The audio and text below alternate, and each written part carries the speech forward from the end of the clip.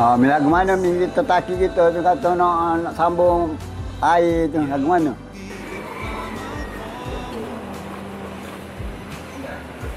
Kita tahu telah lah tidak.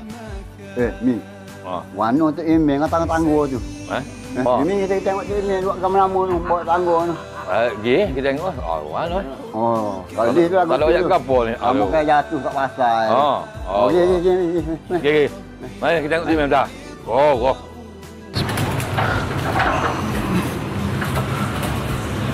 Cik Man.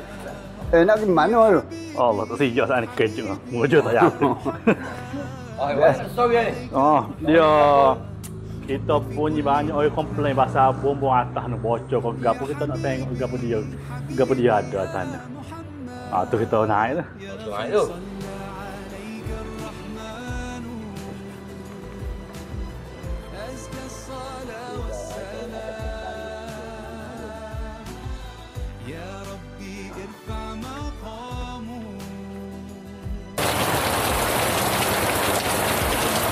Assalamualaikum warahmatullahi wabarakatuh. Saya Imam Tua Masjid Mukim Kedai Buluh. Jadi alhamdulillah tujuan saya naik ataupun panjat bumbung tadi tu adalah semata-mata untuk nak bagi tahu bahawa Masjid Kedai Buluh mengalami satu masalah yang sangat besar bagi kami semualah. Jadi tuan-tuan boleh tengok keadaan sekarang ni hujan. Sekarang ni hujan turun, jadi Masjid Kedai Buluh mengalami satu masalah kebocoran. Jadi cara kita nak selesaikan masalah, kita telah berbincang dengan pihak masjid, kita nak pasang satu bumbung. Untuk apa? Untuk mengelakkan kebocoran.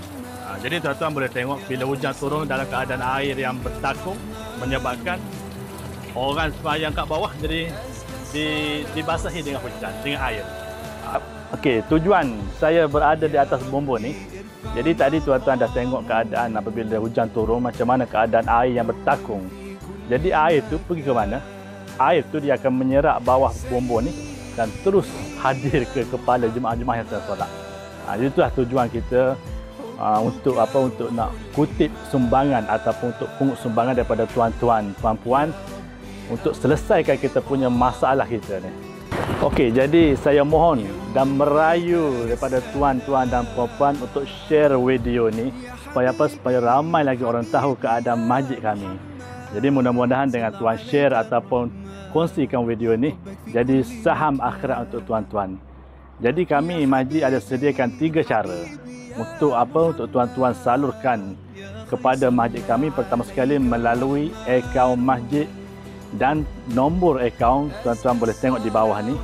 Ada yang kedua dengan cara scan QR code, dan yang ketiga saya jemput tuan-tuan, puan-puan yang hadir. Tuan-tuan, puan-puan yang melihat video ni untuk hadir ke masjid kami untuk bagi sumbangan melalui tabung masjid. Jadi insya-Allah banyak dan besar kelebihan yang orang bersedekah. Di antara dalam satu hadis Nabi sallallahu alaihi wasallam, Nabi bagi tahu maksudnya lebih kurang sesiapa yang membina masjid atas dunia ni, Allah Subhanahu wa taala akan binakan mahligai dalam syurga. Allahu akbar, besar tuan-tuan. Dan yang paling besar lagi, kita niatkan untuk arwah-arwah orang-orang tua kita supaya jadikan saham untuk akhirat untuk mereka sekali insya-Allah. Assalamualaikum warahmatullahi wabarakatuh.